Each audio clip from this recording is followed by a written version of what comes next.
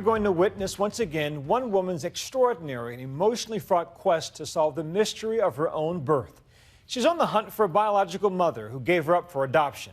And we're with her every step of the way as she unearths the clues that lead to a surprising, dramatic, and life-changing conclusion for her series, Face to Face.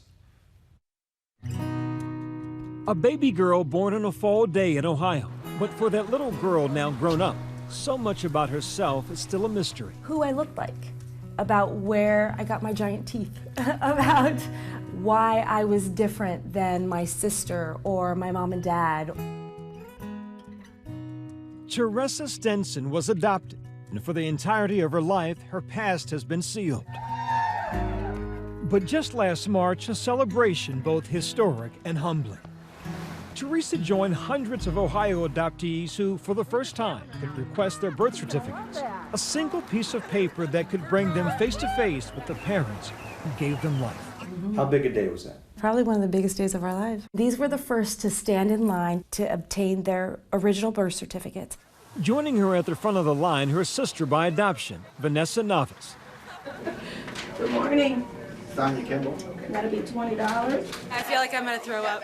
They were all born in Ohio. And this law that was passed opened records for adoptees between 1964 and 1995. It affected 400,000 adoptees.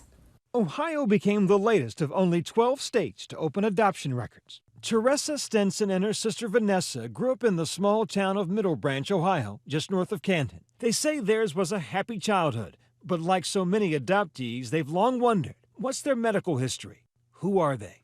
I mean, just millions of questions. Where did I come from? Did my birth mother ever think about me? Ever think about you, ever want you? Both. When my mom said to me, your birth mother loved you so much that she gave you away so that we could take care of you. Did you buy that? No, absolutely not. And that was innate for me. Even as a young child, I think I was smart enough that that didn't make sense. And no matter what, I always thought poorly of myself. So I was never pretty enough, never talented enough, never enough. Because in your mind, your mama didn't want you. Right. She didn't want me. She says it wasn't until recently she even considered her mother might also be looking for her. You hadn't considered that before? Never. Never. Because for some reason, it was easier for me to believe that I wasn't good enough.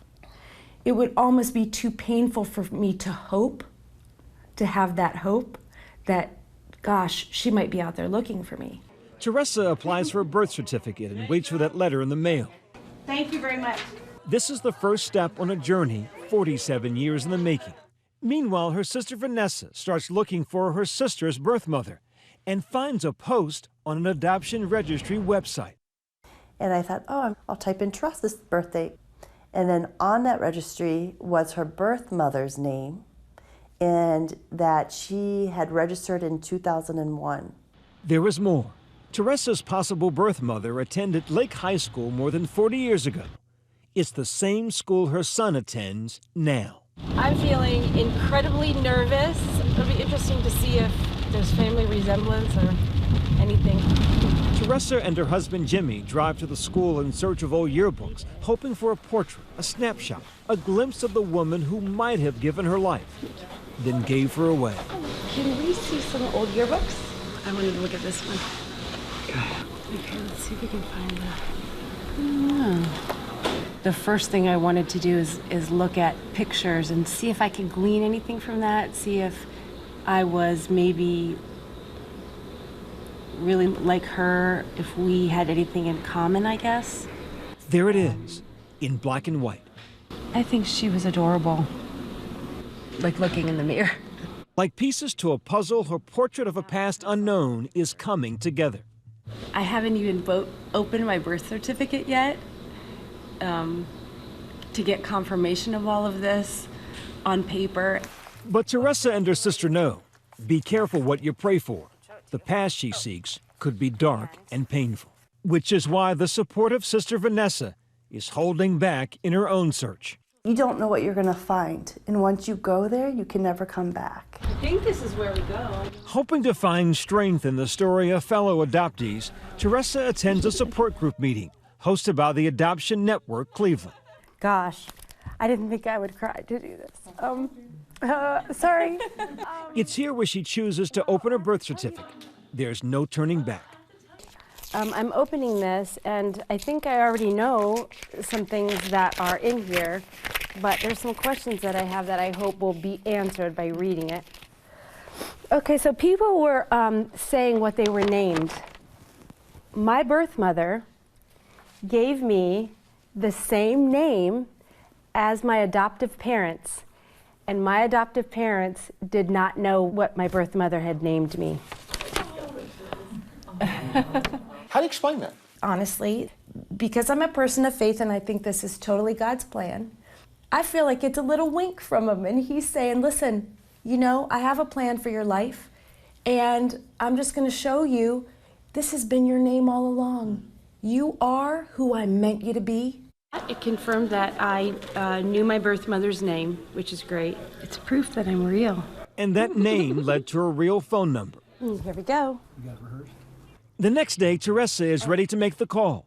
My heart is racing. Reach out to a stranger and hear her birth mother's voice for the first time. Hi, Chris. How are you? I was wondering if I could talk to you for just a moment.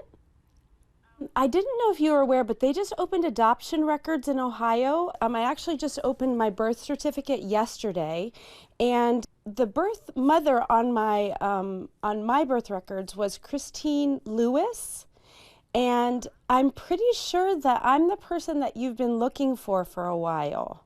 On the other end of the line is Teresa's birth mother, Chris Shirley. She had been waiting for this phone call for 47 years. You're kidding me. I'm not kidding. Kathy could be my daughter. It could be my daughter. That's my daughter. My daughter. Well, I just want you to know that I didn't ever want to give you up. What was it like for you to know that, to finally know? That was really cool. That was really cool to hear that. I just wanted to make sure it was okay that I called you. I just wanted to make sure. For heaven's sakes, I've been looking for you for years. When we come back, see what happens when they meet. This is her street. Oh my gosh. Oh my gosh. A bloodline no longer broken. Stay with us.